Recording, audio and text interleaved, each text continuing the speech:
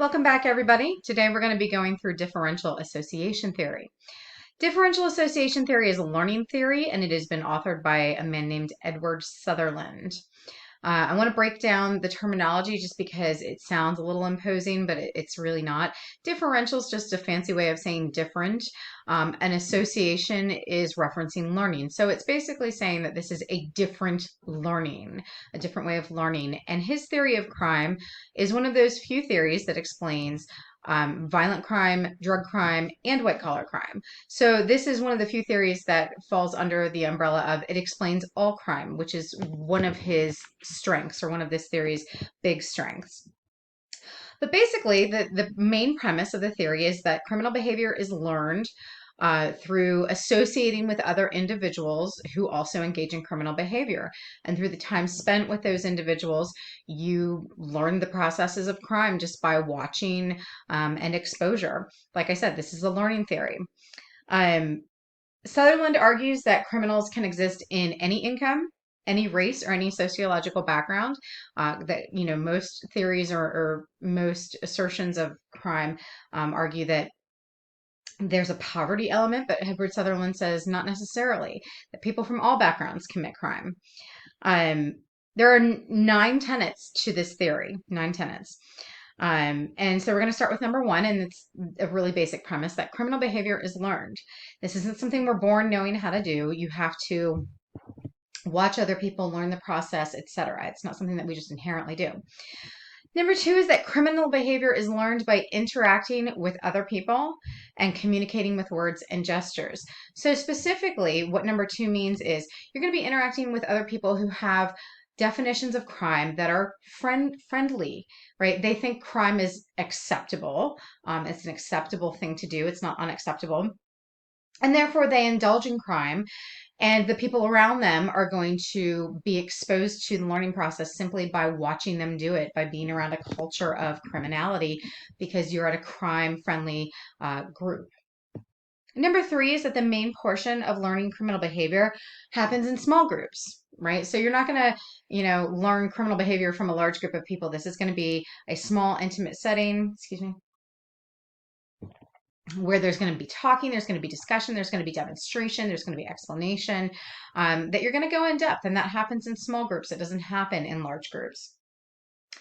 Number 4 is that learning about crime includes learning the techniques of committing a crime, as well as learning the motivation and attitudes towards crime.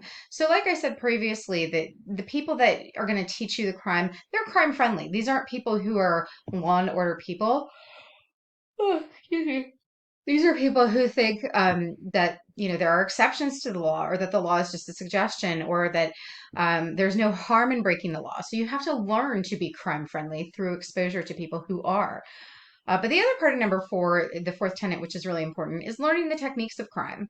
A lot of crime, some crime we can just walk out and do, but a lot of crime, there are tricks to the trade, and you don't just find those wherever. You have to know people who can teach you how to do it. If somebody told me, tomorrow, hey, Professor Staub, go steal that car, and I were willing to, I'd say, okay, great, but I don't know how, right? Somebody has to teach me how to break into a car. Somebody has to teach me how to hotwire a car or start the car or what have you. That there are literal skills involved in a lot of different crimes that have to be learned. And in order to learn it, you have to be taught by somebody who knows how.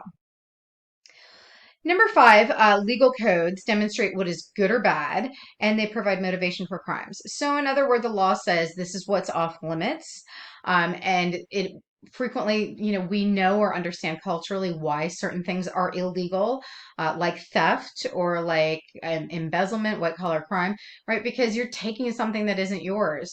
But it also gives you the motivation to say, hey, that's not okay. You can't take what's yours. But the motivation here is that if you do, you're going to get free money, you're going to obtain wealth. So not only does the law define what's good versus bad, but it also gives you the motivation for why you would break the law.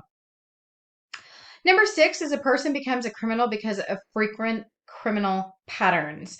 So if somebody is repeatedly exposed to a criminal scenario, that scenario is eventually going to rub off on you and become something that you internalize, and it's going to become a part of your life, a lifestyle.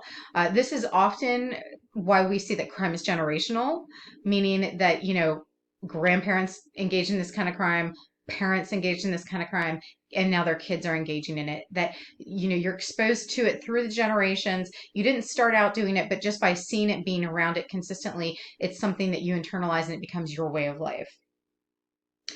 Number 7, the differential association theory can differ in frequency, duration, priority, and intensity. And what that means is throughout the duration of your life, you may have periods of time where you're very engaged in crime with a lot of frequency, a lot of intensity, and then, you might back off of that a little bit, but still be involved here or there, right? It doesn't have to be constant. It doesn't have to be all the time, but it can, ebb and flow throughout the life course. Number 8, the learning of criminal behavior by association is similar to all other types of learning.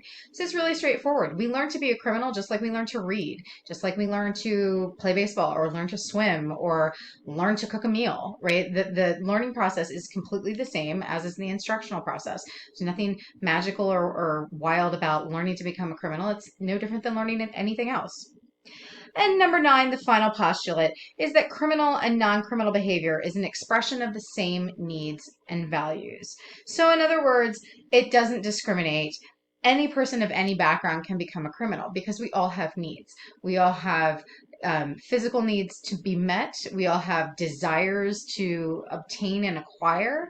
And that isn't specific to one background or one person. And this is how Sutherland goes and explains that this theory of crime can explain street level drug dealing. It can explain bank robbing, and it can explain, white collar crime in the office of, insider trading or embezzlement or, fraudulent practices in the office. That these 9 tenets extend themselves to all explanations of crime. That is the big strength of his crime, is that it has the ability to explain such a wide variety of types of crime, and that is differential association theory.